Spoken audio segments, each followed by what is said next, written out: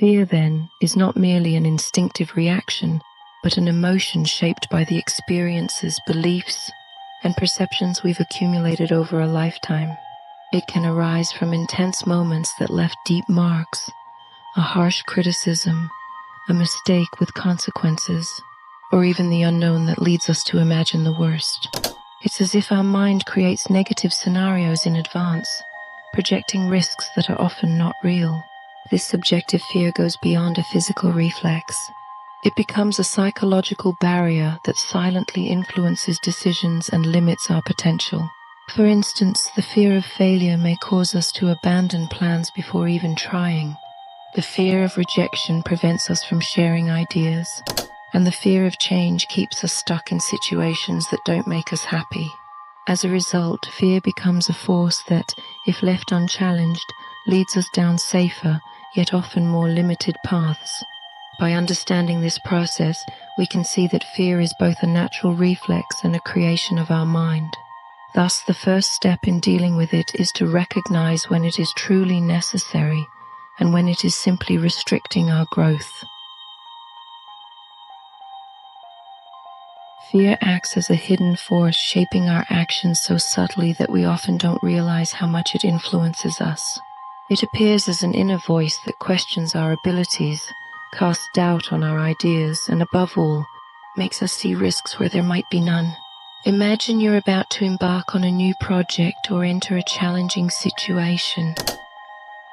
Fear begins to create thoughts of uncertainty, prompting you to consider all the ways something could go wrong.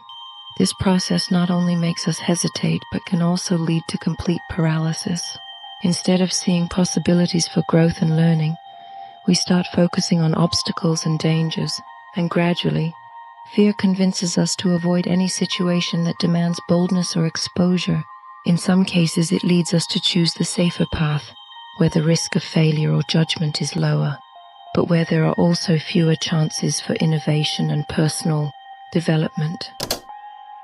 In the workplace, this might mean staying comfortably in a position without seeking challenges. In personal life, it could mean the fear of expressing who we truly are or pursuing meaningful relationships. Thus, fear guides us, reducing our experiences to safe but limited choices, and without realizing it, we end up living far below our potential.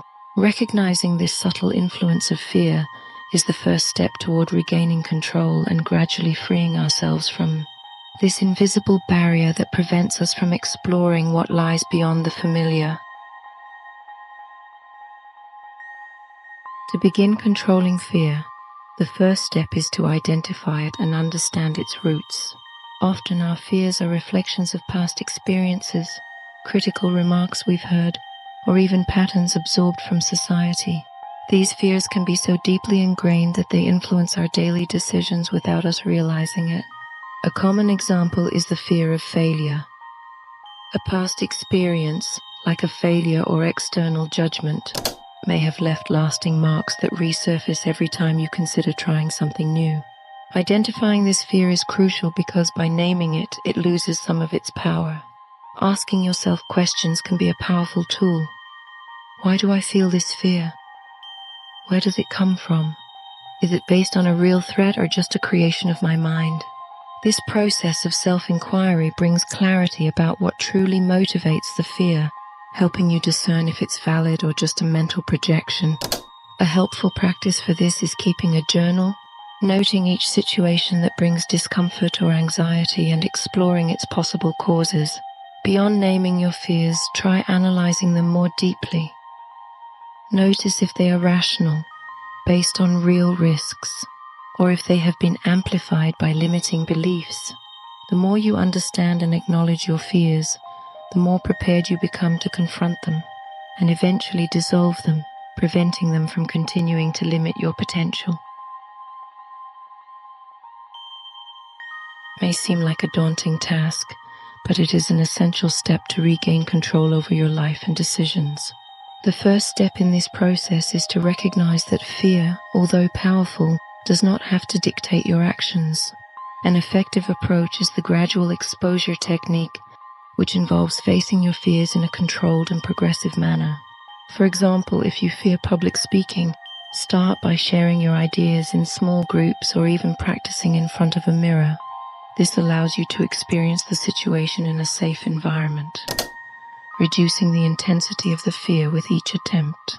Additionally, it's important to challenge the negative thoughts that arise in your mind. When a self-deprecating thought comes up, question it. Is this true? What evidence do I have to support or refute this belief?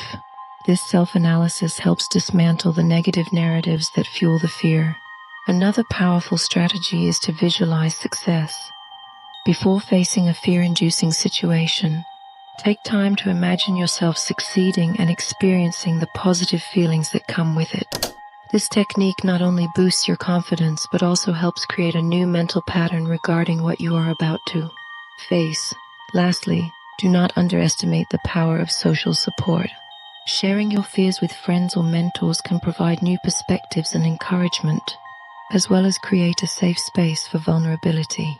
By adopting a proactive and conscious approach to challenging your fears, you not only diminish their influence but also open doors to new opportunities for growth and personal fulfillment. Is one of the most powerful steps you can take on your journey of self-discovery and personal growth. Instead of allowing fear to paralyze you, start viewing it as a sign that you are about to enter new and challenging territory where true growth occurs. The key to this transformation is to change the narrative around fear. Instead of thinking, I'm scared, which means I shouldn't do this, try reframing that thought to, I'm scared, and that means I'm about to do something important and challenging.